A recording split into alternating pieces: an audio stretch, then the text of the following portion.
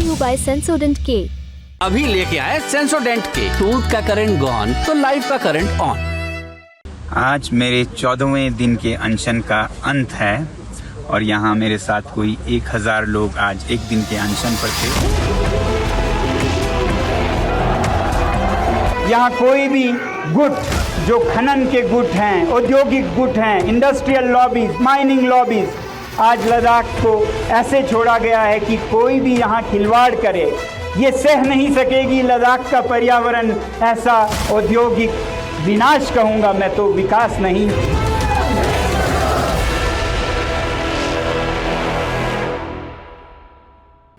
देश भर में इस समय या तो होली का माहौल है या चुनाव का, लेकिन राजधानी दिल्ली से करीब 1225 किलोमीटर दूर लोकतंत्र का रंग अलग दिख रहा है, अलहदा दिख रहा है।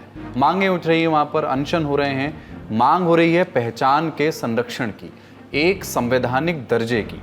आप कहेंगे कि अगर मांग संवैधानिक है तो पूरी हो जानी चाहिए, लेकिन क्या सब कुछ इतना ही संरेखीय है, इतना ही लीनियर है? आज बात विस्तार से करेंगे लद्दाख की, बात सोनम वांगचुक की, भूख हड़ताल की, छठी अनुसूची की और जनजातियों की और हिमालय की। नमस्कार, अपन है कुलदीप और आप देखना शुरू कर चुके हैं दी लल्लन टॉप शो।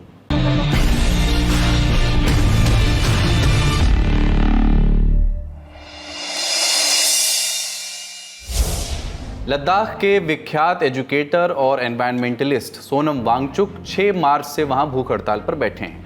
15 दिन हो चुके हैं। लद्दाख में इस समय तापमान 0 डिग्री से भी नीचे जा रहा है। खुले आसमान के नीचे वांगचुक का साथ देने हजारों की भीड़ आ रही है। लेह के नवांग दोरजे मेमोरियल पार्क में ये अनशन चल रहा है। 19 फरवरी 2024 को प्रतिनिधिमंडल और सरकार के बीच बातचीत हुई थी। इससे कुछ समय पहले केंद्र सरकार ने एक हाई पावर्ड कमेटी का भी गठन किया था। बातचीत के ये दौर 19 से लेकर 23 फरवरी तक चले। 4 मार्च को एक बार फिर बातचीत हुई, लेकिन कोई सहमति नहीं बन पाई। 6 मार्च को लेह के कई संगठनों ने लद्दाख में बंद का आह्वान किया था। तब से सोनम वांगचुक अनशन पर लगातार बैठे हुए हैं। प्रदर्शन भी चल रहे हैं इस दौरान। इस प्रदर्शन को यहाँ के 2 बड़े सामाजिक राजनीतिक संगठनों का भी समर्थन प्राप्त है। ये संगठन है ABL यानी अपेक्स बॉडी लेह और KDA यानी कारगिल डेमोक्रेटिक अलायंस। ये भीड़, ये संगठन और वांगचुक क्या चाहते हैं? मुख्य रूप से इनकी 4 मांगे हैं। पहली मांग, जम्मू कश्मीर की तरह लद्दाख को भी विधानसभा का दर्जा मिले, विधानसभा मिले। दूसरी मांग, लद्दाख को संविधान की छठी अनुसूची में शामिल किया जाए। तीसरी मांग, लद्दाख में एक और संसदीय सीट बढ़ाई जाए। और चौथी मांग, पब्लिक सर्विस कमीशन को लद्दाख लेकर के आया जाए। एक एक करके चारों मांगों पर बात करते हैं। पहली मांग यूं है कि 5 अगस्त 2019 को जब अनुच्छेद 370 निष्प्रभावी हुआ था तो लद्दाख को बिना विधानसभा वाला केंद्र शासित प्रदेश बनाया गया था। अब यहाँ के लोग अपनी विधानसभा चाहते हैं। इस बारे में सोनम वांगचुक खुद कहते हैं कि आज़ादी के बाद से ही लद्दाख के लोगों की मांग थी कि उन्हें जम्मू कश्मीर से अलग किया जाए, क्योंकि लद्दाख के लोगों को हमेशा ये लगता रहा कि इस रिश्ते में उनकी भूमिका छोटे भाई वाली हो गई थी और इससे यहाँ के लोगों के हित प्रभावित हो रहे थे। 5 अगस्त 2019 को जम्मू कश्मीर से लद्दाख अलग तो हो गया, लेकिन विधानसभा नहीं मिली। जी देखिए, लद्दाख जो है, जैसे कि आपके सारे दर्शक जानते हैं कि अपने आप में एक बहुत यूनिक जगह है। सबसे पहले मैं ये कहूँ कि एडमिनिस्ट्रेशन में ही इतना यूनिकनेस है कि जैसे यहाँ पे जो एक फंक्शनिंग सीजन होता है वो खाली 5 से 6 महीने तक का होता है। बाकी 5 से 6 महीने एकदम एक्सट्रीम कोल्ड -25 तक चली जाती है। यहाँ पे कोई कंस्ट्रक्शन नहीं होता है, कोई भी मतलब काम नहीं हो पाता है यहाँ पे। तो इसी लिहाज से ये अपने आप में एक यूनिक जगह है, इसीलिए हम लोग स्टेटहुड की डिमांड कर रहे हैं। दूसरी चीज जो है, एक रिप्रेजेंटेशन की भी एक मांग है। जैसे हमारे यहाँ पे अभी आज की डेट पे सिर्फ एक MP है, जिसका कोई जब आप समझते हैं कि 500+ MPs जो है हमारे पार्लियामेंट में, तो एक MP का उतना वैल्यू रहता नहीं है। तो जिस तरह से शेड्यूल 6 की बात की गई थी, तो उसी तरह से हम लोग चाहते हैं कि हमारे यहाँ पे भी, लद्दाख में भी एक स्टेटहुड मिले और रिप्रेजेंटेशन मिले। मन्ना जो एक डे टू डे एक एक्टिविटी होती है किसी स्टेट की, एक डेवलपमेंट की, ये अपने सोशल या कस्टम्स पे, उन सब चीजों पे हम चाहते हैं कि हमारे लोग जो है, लद्दाख के लोग जो हैं, वो खुद डिसाइड कर पाए जो एक स्टेट सब्जेक्ट में जो चीजें होती है। जी, आज की डेट पे जैसे एक यूनियन टेरिटरी है, तो हमारे एडमिनिस्ट्रेटर्स के पास ही सारा पावर है हमारे लद्दाख में। तो हमारा जो एक लोकल रिप्रेजेंटेशन होना चाहिए हमारे लोकल पॉलिटिशियंस का, उसका कोई से नहीं है। डायरेक्ट पॉलिसीज जो है दिल्ली में डिसाइड हो रही हैं और लद्दाख में इम्प्लीमेंट हो रही हैं। 97% ट्राइबल पॉपुलेशन है हमारा, और जो पॉलिटिकल एक यूनिकनेस है लद्दाख की, वो सब जानते हैं बेहतर तौर पे। तो उन सब चीजों को देख के हम लोग स्टेट डिमांड कर रहे हैं। और स्टेट की वायबिलिटी की जब बात करते हैं तो कभी पॉपुलेशन एक स्टेट बनाने की कोई एक रिक्वायरमेंट रही नहीं है कभी इंडिया में। जैसा कि आप जानते हैं, एक लिंग्विस्टिक बेसिस पे या कल्चरल बेसिस पे हमेशा स्टेट्स बने हैं। तो मैं समझता हूँ कि इंडिया आज की डेट पे एक मेच्योर डेमोक्रेसी बन गई है, एक कॉन्फिडेंट नेशन है। तो मैं नहीं समझ पा रहा हूँ कि लद्दाख को स्टेटहुड देने में कहाँ पे प्रॉब्लम आ रही है। जी, दूसरी मांग पर बाद में बात करेंगे, पहले तीसरी मांग पर चलते हैं। लद्दाख की कुल आबादी 3 लाख से कुछ ऊपर है। यहाँ के 2 जिले हैं, लेह और कारगिल, लेकिन लोकसभा सीट एक ही है, लद्दाख। लोग चाहते हैं कि 1 सीट और बढ़नी चाहिए। अगर ऐसा होता है तो यहाँ के लोगों को विधायिका वाली अपनी मांग को भी और मजबूती से पिच करने में मदद मिलेगी। लेकिन क्या एक लोकसभा सीट बढ़ा देना वहां पर संभव है? देखिए, एक एमपी आप समझ पा रहे हैं, यूपी जैसे स्टेट में जहाँ पे 80 एमपी है, लद्दाख जैसे जगह से 1 एमपी आ पा रहा है। तो आप समझ सकते हैं कि पिछले जो हम लोग सत्र में देखा था हमने कि 150 एमपी डिस्क्वालीफाई हो जा रहे हैं। तो 1 एमपी का वैल्यू आप समझ ही पा रहे होंगे कि कितना होगा। तो 1 एमपी लद्दाख जैसे क्षेत्र में, जहाँ पे कहा जाता है कि लद्दाख का जो टेरिटरी है, जो क्षेत्र है, वो 59,000 स्क्वायर किलोमीटर्स है। तो एक अपने आप में एक बहुत बड़ा एरिया है। तो 1 एमपी इन सारी जगहों को देखने में थोड़ा उसकी जो सक्षमता है उसमें प्रॉब्लम आ जाती है। ज्योग्राफिकल जो आप कहते हैं, भौगोलिक जो एक कठिनाई है लद्दाख में एक जगह से दूसरी जगह जाने में। तो एक एमपी हमारी मांग जो है, मुझे लगता है एक जायज है कि 2 एमपी कम से कम हो, ताकि सेंट्रल लेवल पे जो पॉलिसी बन रहे हैं वहां पे कम से कम हमारी एक जो है रिप्रेजेंटेशन रहे, जो एक पॉलिसी मेकिंग है वहां पे हमारी एक रिप्रेजेंटेशन रहे वहां पे। क्योंकि आज की डेट पे लद्दाख में जो देख रहे हैं आप, जो एक पॉलिटिकल सर्कमस्टेंसेस इमर्ज हो गई है, वो इसीलिए है क्योंकि जो पॉलिसी मेकिंग जो है लद्दाख की यूनिकनेस को लेके, यहाँ के ट्राइबल लोगों की जो एक जरूरतें हैं उसको कंप्लीटली इग्नोर करके, एक जो एक सेंट्रल लेवल पे जो हम कहते हैं ना कि स्ट्रेट जैकेट कर देना, सारे ट्राइबल एरियाज की जरूरतें एक जैसी नहीं होती है, सारे ज्योग्राफिकल एरियाज की जरूरतें एक जैसी नहीं होती है। तो एक ट्राइबल का एक सेंट्रल एक स्ट्रेट जैकेट पॉलिसी बना के लद्दाख में एकदम से इम्प्लीमेंट कर देना, तो इन सब चीजों पे बहुत प्रॉब्लम्स आती है। तो हम चाहते हैं कि कम से कम 2 एमपी हो, एक जो एक पॉलिटिकल रिप्रेजेंटेशन मिले लद्दाख के लोगों के लिए, दूसरी कि सेंट्रल लेवल पे भी सेंट्रल मिनिस्टर्स को भी मदद मिले कि यहाँ की जो एक यूनिकनेस है, यहाँ की जो जरूरतें हैं, वो भी सेंट्रल के लीडरशिप को वहां पे भी हमारे कुछ रिप्रेजेंटेशन मिले। चौथी मांग को समझ लेते हैं। लेह के रहने वाले टुंडुप थानलिस बीबीसी से बात करते हुए कहते हैं कि 2016 में मैंने अर्थशास्त्र में मास्टर्स किया था, गजेटेड ऑफिसर बनना चाहता था। पहले मैं Jammu Kashmir public service commission में अप्लाई करता था, लेकिन 2019 में लद्दाख अलग केंद्र शासित प्रदेश बन गया। इसके बाद से आज तक यहाँ गजेटेड ऑफिसर्स की भर्ती ही नहीं हुई है। मेरी उम्र निकल गई है और अब भी मेरे पास नौकरी नहीं है, नौकरी नहीं लगी है। लद्दाख के अलग होने से पहले Jammu Kashmir public service commission में लद्दाख के लोग भी भर्ती किए जाते थे, लेकिन अब अलग केंद्र शासित प्रदेश बनने के बाद ऐसा नहीं हो रहा है। इसीलिए लद्दाख अपना पब्लिक सर्विस कमीशन अलग चाह रहा है। अब तसल्ली से बात करते हैं तीसरी मांग पर, छठी अनुसूची। सोनम वांगचुक अपने तमाम संबोधनों में भाजपा का 2019 वाला चुनावी घोषणा पत्र लहराते हैं, जिसमें लिखा था constitutional safeguard for Ladakh under 6th schedule. क्या घोषणा पत्र में लिखी इस बात पर आगे कुछ काम हुआ? वांगचुक ये कहते हैं कि आज हाल ये है कि लेह में छठी अनुसूची का नाम लेने पर भी ज्यादती होने लगी है। लेकिन ये छठी अनुसूची है क्या? छठी अनुसूची के अनुच्छेद 244 और 275 के तहत संविधान में जनजाति क्षेत्रों के लिए विशेष अधिकारों का प्रावधान किया गया है। देश के 4 राज्य असम, मेघालय, त्रिपुरा और मिजोरम, चारों नॉर्थ ईस्ट के हैं। वहाँ पर जनजाति क्षेत्रों का प्रशासन छठी अनुसूची के तहत ही होता है। इसके तहत इन क्षेत्रों में स्वायत्त यानी ऑटोनोमस जिला परिषद बनाने का प्रावधान है। इन जिलों को अपने कानूनी, न्यायिक और प्रशासनिक अधिकार प्राप्त हैं, यानी ये जिले अपने लिए खुद ही कायदे कानून बना सकते हैं। इस अनुसूची से ये अधिकार भी मिलता है कि अगर किसी जिले में अलग अलग जनजातियां हैं तो कई ऑटोनॉमस जिला परिषद भी बनाए जा सकते हैं, या हर ऑटोनॉमस जिले से एक परिषद बनाई जा सकती है। परिषद का कार्यकाल 5 वर्ष होता है, जिसमें अधिकतम 30 सदस्य शामिल किए जा सकते हैं। इस परिषद को जिले के लिए नियम कानून बनाने का पूरा अधिकार होता है। संवैधानिक भाषा से इतर सपाट लहजे में इसको ऐसे समझें कि किसी राज्य की जनजातीय आबादी के इलाकों को संरक्षण के उद्देश्य से अतिरिक्त संवैधानिक अधिकार दिए जाएं या विशेष दर्जा दिया जाए। इसके लिए छठी अनुसूची का प्रावधान है। लद्दाख में इसकी मांग क्यों हो रही है? प्रदर्शन करने वालों का कहना यह है कि छठी अनुसूची में शामिल की जाने के बाद वहां खनन जैसी गतिविधियां नहीं होंगी। और उनका तर्क यह है कि पहाड़ी इलाकों पर उद्योगपतियों की नज़रें गड़ी हुई हैं और इससे बचने के लिए, लद्दाख को बचाने के लिए छठी अनुसूची का विशेषाधिकार जरूरी है। इससे होगा यह कि लद्दाख की स्वायत्त परिषद अपने हक में नियम कानून बनाकर खनन जैसी गतिविधियां रोक सकती है। उदाहरण के लिए नागालैंड को मिला खास प्रावधान समझ लीजिए कि वहां के कुछ मामलों में संसद की कोई कार्रवाई लागू नहीं होगी। कौन से हैं ये मामले? धार्मिक और सामाजिक परंपराएं, परंपरागत कानून, नगा कानून के अनुसार दीवानी और फौजदारी से जुड़े हुए केसेस, जमीन और अन्य रिसोर्सेज के मालिकाना हक इत्यादि।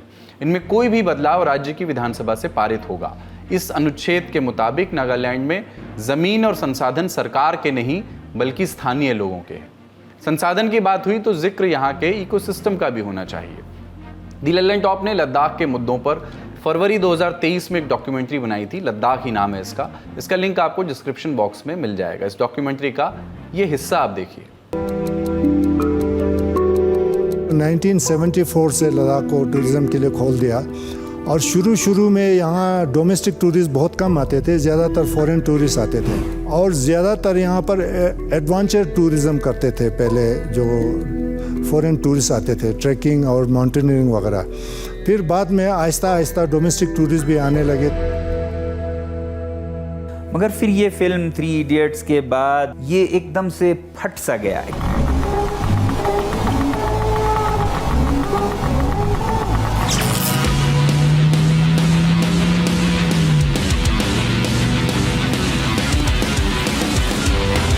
तो जहां 20,000 था, मुझे याद है सन 2000 में, वो आज 6 लाख है।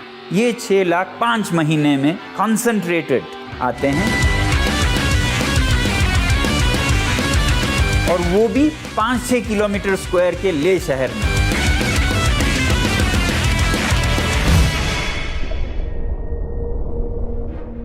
ये हुई लद्दाख के मुद्दों पर बात। इन मुद्दों पर नेताओं का क्या कहना है? प्रियंका गांधी ने हाल ही में लद्दाख के लोगों की मांगों का समर्थन किया और कहा कि ये सरकार की जिम्मेदारी है कि वो इन मांगों को पूरा करे। LAB और KDA के कानूनी सलाहकार हाजी गुलाम मुस्तफ़ा इस बारे में क्या कहते हैं वो भी सुन लीजिए। जो हमारे हिल काउंसिल है जिसमें नुमाइंदगी होती है लोगों की, उसको भी लॉ मेकिंग पावर्स नहीं है, यानी वो बहुत ज़्यादा कमजोर हो चुकी है after the reorganisation act of 2019। इसलिए हमारी डिमांड है हमारे लद्दाख वालों की, एपेक्स और KDA की जो तदारत में जो हमारी मूवमेंट चली है, जिसमें हमारे बहुत सारे टॉक्स भी हुए हैं हमारे होम मिनिस्ट्री के साथ। हमारी डिमांड ये है कि हमारे लद्दाख को एम्पावर करने की जरूरत है और जो लद्दाख के लोग हैं, यहाँ के लोगों को अख्तियार दिए जाने चाहिए कि वो अपने राइट, अपने लॉज खुद बनाए और अपने जो फ्यूचर है लद्दाख का खुद डिसाइड करें। वहीं लद्दाख में BJP के प्रवक्ता PT कुंगजांग इस बारे में कहते हैं कि जिस तरह से चीजों को पेश किया जा रहा है वो सच नहीं है। BJP ने ही लद्दाख को जम्मू कश्मीर से अलग केंद्र शासित प्रदेश बनाया है। अब लद्दाख में भी और कई मुद्दों पर काम चल रहा है। जहां तक स्टेटहुड की मांग है, अभी ऐसा मुमकिन नहीं है। स्टेट बनने के लिए हमारे पास पर्याप्त संसाधन नहीं है। तो आज भाजपा के प्रवक्ता PT कुंगजांग ये कह रहे हैं। लेकिन 2019 में जब जम्मू कश्मीर से अनुच्छेद 370 हटा था तो लोगों की मांग को देखते हुए लद्दाख से भारतीय जनता पार्टी के सांसद जमयांग सेरिंग नामग्याल ने तत्कालीन tribal affairs minister Arjun Munda को एक लेटर लिखा था, मोदी सरकार के तत्कालीन ट्राइबल अफेयर्स मिनिस्टर को। लेटर में लद्दाख के लिए छठी अनुसूची की मांग की थी, वही मांग जो आज सोनम वांगचुक कर रहे हैं। और उस चिट्ठी में लिखा था कि ये ट्राइबल एरिया है तो हितों के संरक्षण के लिए संविधान का ये प्रावधान लागू होना चाहिए। इस चिट्ठी का और इस मांग का अब तक कुछ नहीं हो सका। पर्याप्त संसाधन की बात आई तो सिक्के का दूसरा पहलू भी समझ लेते हैं। लद्दाख को पूर्ण राज्य का दर्जा मिलने में कुछ पेंच भी हैं जो जानकार सामने रखते हैं। केवल 1.5 लाख वोटर्स की लोकसभा कॉन्स्टिट्यूएंसी लद्दाख की है। कुल आबादी 3 लाख के आसपास है। इतनी आबादी पर अब राज्य तो डिमांड नहीं कर सकते, सीधी सी बात है। दिक्कत अगर है तो केवल ये कि काउंसिल के पास पावर्स शायद थोड़ी कम है, वो बढ़ानी चाहिए। और पंचायती राज जिस दिन ठीक से आ गया और हर व्यक्ति को ये मौका मिला कि मेरे पड़ोस का एक व्यक्ति वहाँ की म्यूनिसिपैलिटी में है या पंचायत में है और पंचायत लेवल के सारे काम कम से कम ठीक से हो पा रहे हैं, तो मुझे लगता है कि वो डिसेंट काफ़ी कम हो जाएगा। सरकार को जल्दी से वहाँ पर जो पंचायती राज का सिस्टम 1992 में आया था, जो 73rd अमेंडमेंट से आया था, उसे अप्लाई करके इलेक्शंस करवाने चाहिए, उसमें देर नहीं करनी चाहिए। हम उम्मीद करते हैं कि लद्दाख जिसे प्राकृतिक सुंदरता की देन मिली हुई है और जो हमारे देश की सीमाओं की सुरक्षा कर रहा है, वहाँ की स्थितियाँ जल्द बेहतर हों, नागरिक हित और यहाँ के पारिस्थितिकीय हित विधि सम्मत तरीके से सुनिश्चित हों। पहली सुर्खी के लिए वापस लौटकर दिल्ली आना होगा। यहां हाईकोर्ट में आज मुख्यमंत्री अरविंद केजरीवाल की एक याचिका पर सुनवाई हुई। केजरीवाल ने ईडी के बार बार आ रहे समन के खिलाफ याचिका दायर की थी। कहा था कि इन समन्स को रद्द किया जाए। केजरीवाल ने कोर्ट के सामने अपील रखी कि गिरफ्तारी से प्रोटेक्शन दिया जाए, लेकिन कोर्ट ने फिलहाल ऐसी राहत देने से इनकार कर दिया। दूसरी तरफ ईडी से भी इस पूरे मसले पर अपना पक्ष रखने के लिए कहा गया है।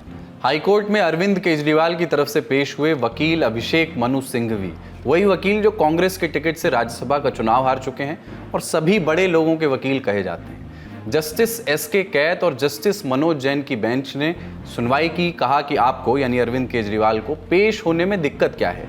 ईडी बार बार समन आपको भेज रही है, आप पेश क्यों नहीं हो रहे हैं? इस पर सिंघवी ने कहा अरविंद केजरीवाल की ओर से कि एजेंसी के सामने पेश होने में कोई दिक्कत नहीं है, लेकिन उन्हें गिरफ्तार किया जा सकता है। अब तक कई समन जारी किए गए, क्लाइंट ने हर समन पर अपना जवाब भी दिया है और पूछताछ के लिए वर्चुअली पेश होने को भी वो तैयार हैं। बेंच ने कहा कि आप देश के नागरिक हैं, आपके नाम से समन आ रहा है और आप पेश नहीं हो रहे। इस पर सिंघवी ने कहा कि हमें बस गिरफ्तारी से प्रोटेक्शन चाहिए। ईडी के समन कानूनी प्रक्रिया और प्रावधानों के अनुसार नहीं है, फिर ये इनका गिरफ्तार करने का नया स्टाइल भी है। मनीष सिसोदिया और संजय सिंह के साथ भी ऐसा ही किया गया था। इसके बाद अदालत ने ईडी की तरफ से आए एडिशनल सॉलिसिटर जनरल यानी एएसजी एसवी राजू और स्पेशल काउंसिल जोहेब हुसैन से पूछा कि उनका क्या कहना है इस पर। दोनों ने कहा कि केजरीवाल की ये याचिका सुनवाई योग्य नहीं है। कहा कि अगर कुछ समय दिया जाए तो वो ये भी साबित कर देंगे कि क्यों केजरीवाल की याचिका अदालत को एंटरटेन ही नहीं करनी चाहिए। इसके बाद अदालत ने कहा कि अगली सुनवाई 22 अप्रैल को होगी, तब तक ईडी जवाब अपना दाखिल करे। साथ ही केजरीवाल को गिरफ्तारी से प्रोटेक्शन देने से भी कोर्ट ने मना कर दिया। आपको रिमाइंड करा दें कि ये पूरा मामला दिल्ली की आबकारी नीति में कथित घोटाले से जुड़ा है। सीबीआई ने इस केस में 17 अगस्त 2022 को कथित वित्तीय अनियमितताओं का एक केस दर्ज किया था, जिसके बाद से ईडी इस केस में मनी लॉन्ड्रिंग के आरोपों की जांच कर रही है। इसी केस में मनीष सिसोदिया और संजय सिंह पहले से ही जेल में हैं। केजरीवाल को भी पूछताछ के लिए समन आ चुके हैं, लेकिन वो एक भी समन पर पेश नहीं हुए हैं। इसी केस में ईडी ने 15 मार्च को तेलंगाना के पूर्व मुख्यमंत्री के चंद्रशेखर राव की बेटी के कविता को भी गिरफ्तार किया था।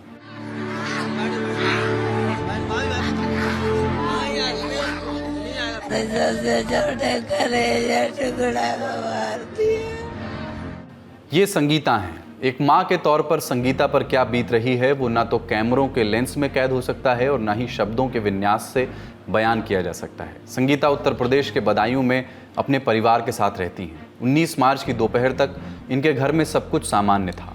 जिंदगी आम दिनों की तरह चल रही थी, लेकिन शाम के 7 बजे के बाद संगीता के घर में ही इनके दोनों बेटों की हत्या कर दी गई। बदायूं की बाबा कॉलोनी में बना ये घर संगीता का है। घर में मातम पसरा हुआ है। इसी घर से कुछ ही दूरी पर एक सैलून है। संगीता के बच्चों की हत्या के बाद लोगों ने इस सैलून को उजाड़ दिया। सारा सामान भी सड़क पर फेंककर जला दिया गया, क्योंकि इस सैलून को चलाने वाले साजिद और उसके भाई जावेद पर संगीता के बच्चों की हत्या का आरोप है। इस मामले में दर्ज एफआईआर के मुताबिक 19 मार्च की शाम करीब 7 बजे साजिद और जावेद संगीता के घर पहुंचे। उस वक्त घर पर संगीता, उनके 3 बेटे 12 साल का आयुष, 6 साल का आहान और 9 साल का पीयूष और इन बच्चों की दादी मुन्नी देवी मौजूद थी। घर पहुंचते ही साजिद ने संगीता से कहा कि उसकी पत्नी की डिलीवरी के लिए उसे 5,000 रुपये चाहिए। इस दौरान साजिद का भाई जावेद मोटरसाइकिल लिए बाहर खड़ा रहा। जब संगीता ने पैसे देने की बात कही तो उसी दौरान साजिद ने संगीता के मंझले बेटे पीयूष को गुटखा लाने के लिए बाहर भेज दिया। इसके बाद साजिद तबीयत ठीक न लगने की बात बोलकर छत पर चला गया। साजिद अपने साथ इस परिवार के सबसे छोटे बेटे यानी आहान को भी छत पर ले गया। कुछ देर बाद उसने आहान के बड़े भाई पीयूष को पानी लाने के लिए कहा और बाहर खड़े अपने भाई जावेद को भी बुला लिया। एफआईआर के मुताबिक जब संगीता कमरे से पैसे बाहर लेकर के आई तो उनकी नज़र साजिद और जावेद पर पड़ी। दोनों सीढ़ियों से नीचे उतर रहे थे और उनके हाथ में खून से सना हुआ धारदार हथियार था। पैसे मांगे थे मुझसे, बोला भाभी मेरी बहू बीमार है, अस्पताल में भर्ती है, उसकी डिलीवरी होने को 5,000 रुपए की मदद दे दो। मैंने हस्बैंड से बात की, बोले कोई बात नहीं, दे दो, वो दे देगा, सुबह दे देगा, कोई दिक्कत नहीं। वैसे तुम्हें सही थे, क्या मालूम था ये मारने ही आए हमारे बच्चों को। तो पैसे दिए थे आपने? दिए, 5,000 रुपए भी दिए थे। क्या हुआ ये, मतलब आप चाय बनाने चली गई तब? चाय बनाने चले गए तो उससे कहा मुझे पार्लर दिखा दो, भाभी का पार्लर नहीं देगा। ऊपर जाके उसे बुला के बहाने से छत पे लेके चला गया। ऊपर पार्लर चलता है? हाँ। अच्छा। तो वो सामने नीचे आया तो वो छोटे वाले को पानी लेने भेज दिया, वो बड़ा वाला तब तक उसे कुछ कर दिया ऊपर, तो छोटे वाले ने देखा, वो घबरा गया तो उसको भी पकड़ के मार दिया उसने। सबसे बड़े और सबसे छोटे की हत्या कर दिया। मझला वाला भाग। सबसे छोटे करे टुकड़ा। संगीता जब ऊपर छत पर पहुंची तब तक उनके 2 बेटे आयुष और आहान की मौत हो चुकी थी। उनका तीसरा बेटा पीयूष गुटखा लेकर घर पहुंचा तो उस पर भी हमला हुआ, लेकिन वो बच निकला। पीयूष ने अपनी आपबीती कैमरे पर बताई, वो भी सुनिए। वो जो सैलून वाले भैया थे वो लोग आए थे, तभी ऊपर में छोटे बड़े वाले भाई को ऊपर ले गए, फिर पता नहीं क्यों मारा, फिर मुझे भी मारने लगा। मैंने उनका चाकू हटाकर उनको धक्का देकर नीचे भागाया। इस घटना के तुरंत बाद इलाके में तनाव फैल गया है। बताया जा रहा है कि आरोपी वारदात को अंजाम देने के बाद भागने में भी कामयाब हो गए। इसके कुछ देर बाद खबर आई कि पुलिस ने एक आरोपी साजिद को एनकाउंटर में मार गिराया है। बदायूं के एसएसपी आलोक प्रियदर्शनी इस एनकाउंटर के बारे में क्या बता रहे हैं, सुनिए। अभी उनके चूंकि एफआईआर में उन्होंने जावेद को भी नामित किया है, तो जावेद अभी हमारी तलाश है, और इसके अलावा बाकी जैसे जैसे घटना में और कोई बात निकल के आएगी उसमें हम लोग फर्दर कार्रवाई करते रहेंगे। अभी यहाँ पे लॉ एंड ऑर्डर को लेकर के कहीं अभी स्थिति बिल्कुल सामान्य है, पुलिस के नियंत्रण में है, पुलिस का डिप्लॉयमेंट सब जगह है, घर वाले भी काफी हद तक संतुष्ट हैं, और अभी ऐसी कोई समस्या नहीं। पुलिस के मुताबिक भागने के दौरान साजिद ने पुलिस पर फायरिंग भी की। पुलिस का कहना है कि उन्होंने फायरिंग में इस्तेमाल हुआ गैर लाइसेंसी तमंचा और बच्चों की हत्या में इस्तेमाल हुए हथियार को भी जब्त कर लिया है। अब इस पूरे मामले की रिपोर्टिंग कर रहे संतोष शर्मा के पास चलते हैं, उनके पास क्या लेटेस्ट अपडेट है, सुनिए। कि 5,000 रुपए मांगे थे, 5,000 रुपए जब दे दिए बच्चों की मां ने, तो कोई वजह नहीं बनती है। अगर वो पैसा नहीं देती है तो पैसे के विरोध में हो सकता है। दूसरा कि पुराना कोई लेन देन हो, लेकिन पहले कभी कोई लेन देन नहीं था, और ये लगातार कहा जाए कि इनके परिवार से अच्छे रिश्ते थे। तभी जब ये साजिद वहां जाता है तो उसकी पत्नी उसको पैसा देती है और चाय बनाने के लिए चली जाती है, बच्चों को गुटखा लेने के लिए, पान मसाला लेने के लिए भेज देती है। तो यानी कि ये साजिद और के परिवार के बीच में रिश्ते अच्छे थे, लेकिन अचानक से ऐसा कौन सा ट्रिगर पॉइंट था जिसकी वजह से साजिद ने दोनों बच्चों की बेरहमी से हत्या कर दी। साजिद और जावेद ने, ये सवाल का जवाब अभी भी बदायूं पुलिस के पास नहीं है, नंबर 1। नंबर 2 की जो एनकाउंटर हुआ, पुलिस ने, परिवार वाले कह रहे थे कि हमने पकड़ करके साजिद को दिया और गेट बंद कर दिया, पुलिस आई अपने साथ ले गई। और पुलिस ने जब कहा कि ये अपने साथ अंधेरे का फायदा उठा करके भाग गया, ये बात बाकायदा एफआईआर में परिवार वालों ने भी दर्ज करवाई है। जो हालांकि वो जो एफआईआर उसमें साजिद जावेद के साथ जो कहानी लिखाई गई उसमें ये था कि अंधेरे का फायदा उठा करके साजिद वहां से भाग गया। लेकिन सवाल इस बात का है कि जब 2 घंटे बाद एनकाउंटर होता है तो पुलिस बताती है कि साजिद ने पुलिस के ऊपर गोली चलाई। तो पुलिस के ऊपर गोली चलाई तो तमंचा था, यानी तमंचा कहां से आ गया उसके पास? आदमी जब पुलिस भाग रही है तो जान बचाता है कि तमंचा लेकर के, तमंचा कहीं से अरेंज करेगा? ये कहानी नहीं समझ में आई। पुलिस के ऊपर फायरिंग होती है और वो कहने लगते हैं कि पुलिस की फायरिंग में, क्रॉस फायरिंग में मारा गया। जिस जगह पर यह घटना हुई है शेखुपुरा, जहां पर शेखुपुरा के जंगल जहां पे ये एनकाउंटर हुआ, वो यहाँ से करीब 7-8 किलोमीटर, यहाँ से मतलब कि पीड़ित परिवार के घर से करीब 8 किलोमीटर का रास्ता है। लेकिन वो रास्ता कहीं पर भी नहीं जाता। बदायूं के शहरी और रूरल इलाकों जोड़ने वाला रास्ता है, लेकिन वो जाता कहीं नहीं है। ना तो वो जावेद या साजिद के घर जाता है, ना कहीं और जाता है। तो ऐसे में ये कि यहाँ पर वो क्यों आया था जिसकी वजह से चेज हुआ? हालांकि पुलिस का कहना है कि वो यहाँ पे भाग रहा था और पुलिस के ऊपर फायरिंग की, जिसके बाद हमने उसको एनकाउंटर में ढेर कर दिया। जो बच्चे इस नृशंस वारदात का शिकार हुए, उनके पिता विनोद सिंह बताते हैं कि उनकी साजिद और जावेद से कोई दुश्मनी नहीं थी।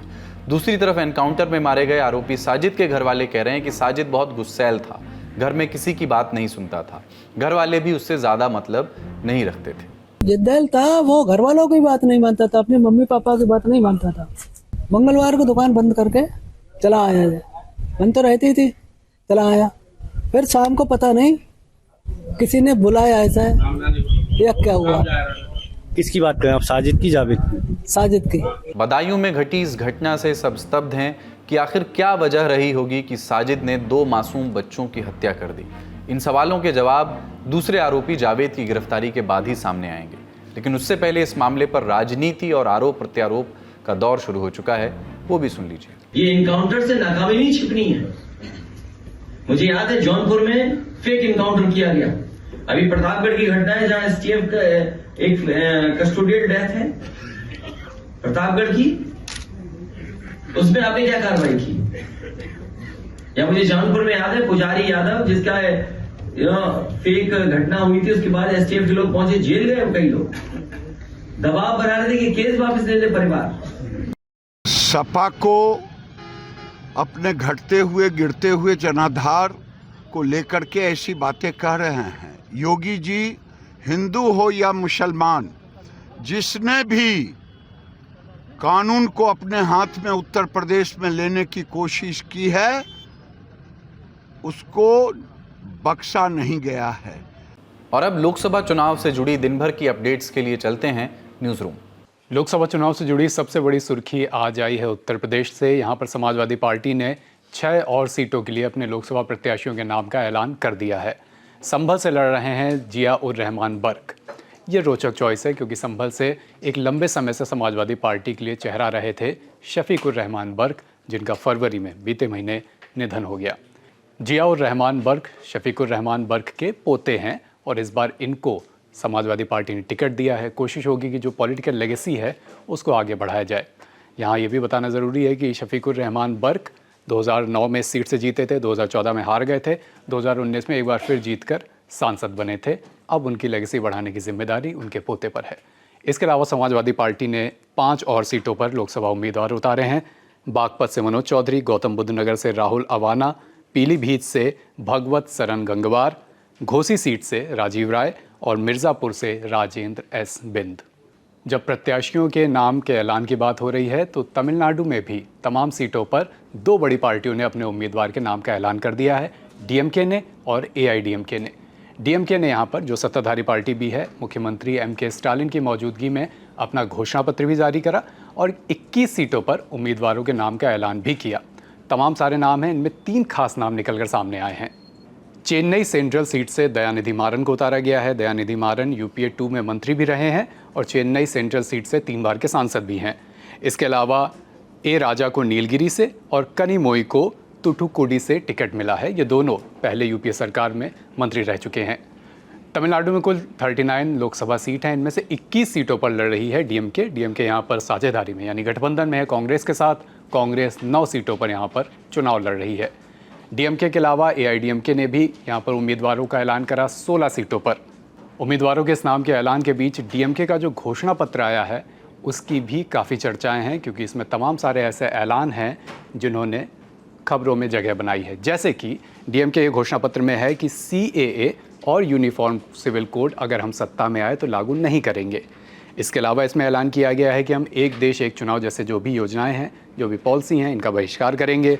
मुख्यमंत्री की सलाह के बाद गवर्नर की नियुक्ति होगी, ये भी एक अहम पॉइंट है। चेन्नई में सुप्रीम कोर्ट की पीठ स्थापित की जाएगी। केंद्र सरकार में होने वाली परीक्षाओं का जो परीक्षाएं होंगी वो तमिल भाषा में भी कराई जाएंगी, ये भी एक बड़ा पॉइंट इनके घोषणा पत्र में है। और आखिरी लेकिन छोटी बात नहीं है कि श्रीलंकाई तमिलों को भारतीय नागरिकता दी जाएगी। ये सारी बातें डीएमके के घोषणा पत्र में हैं। इसके अलावा 2 बड़ी सुर्खियां आई बिहार से। बिहार में चिराग पासवान ने कह दिया है कि वो हाजीपुर लोकसभा सीट से चुनाव लड़ेंगे। हाजीपुर लोकसभा सीट बिहार में एक ऐसी लोकसभा सीट है जहां लड़ाई सिर्फ हार जीत की नहीं है, लेगेसी को भी आगे बढ़ाने की है। किसकी लेगेसी? रामविलास पासवान की। वो लंबे समय यहाँ से सांसद रहे हैं। उनके निधन के बाद पूरी लड़ाई जो चाचा भतीजे में यानी चिराग पासवान और पशुपति पारस में थी, वो इसी बात पर शुरू हुई थी कि हाजीपुर से कौन चुनाव लड़ेगा। अब चिराग पासवान ने यह स्पष्ट कर दिया है कि चुनाव मैं ही लड़ूंगा एनडीए प्रत्याशी के रूप में, क्योंकि चिराग पासवान की सीट को एनडीए के सीट शेयरिंग फॉर्मूले में 5 सीटें मिली हैं। चिराग पासवान ने कहा है कि हाजीपुर से लड़ेंगे। दूसरी तरफ पशुपति पारस का अपडेट आप जानते ही हैं, कल भी हमने बताया था कि उन्होंने अपने कैबिनेट मंत्री पद से, मोदी सरकार में कैबिनेट मंत्री के पद से इस्तीफा दे दिया है और एनडीए से भी हाथ जोड़ लिए हैं। बिहार की ही बात हो रही है तो यहाँ से एक दूसरा बड़ा अपडेट भी आया है। पप्पू यादव ने अपनी पार्टी का विलय कांग्रेस में करा दिया है। उनकी पार्टी का नाम है जन अधिकार पार्टी। अब वो खुद भी इंडिया गठबंधन में शामिल हो गए हैं और उनकी पार्टी कांग्रेस में विलय हो गई है। पप्पू यादव ने कहा कि हम लड़ेंगे राहुल गांधी को प्रधानमंत्री बनाने के लिए। हमने लद्दाख से बात शुरू की थी। बात पूरी करने के लिए हम कितना कुछ कह सकते थे, लेकिन इसके बजाय हमने चुनी है बाबा नागार्जुन की एक कविता। फसल क्या है और तो कुछ नहीं है वह, नदियों के पानी का जादू है वह, हाथों के स्पर्श की महिमा है, भूरी काली संदली मिट्टी का गुण धर्म है, रूपांतर है सूरज की किरणों का, सिमटा हुआ संकोच है हवा की थिरकन का। आज का लल्लन टॉप शो यहीं तक। अपना और अपनों का ख्याल रखिए, देखते रहिए दी लल्लन टॉप। शुक्रिया, शुभ रात्रि।